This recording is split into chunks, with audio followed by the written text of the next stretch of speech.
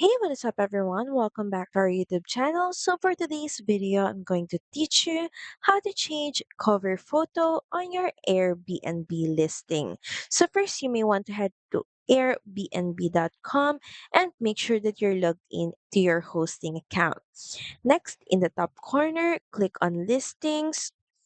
So select on your specific listing that you want to change the cover photo.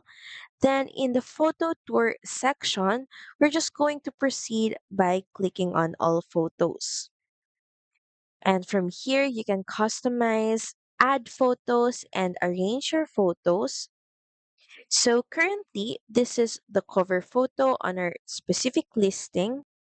You can simply add photos if you want to add a new cover photo. And to change your cover photo from your existing pictures, all you have to do is drag the cover photo that you want to use into the front.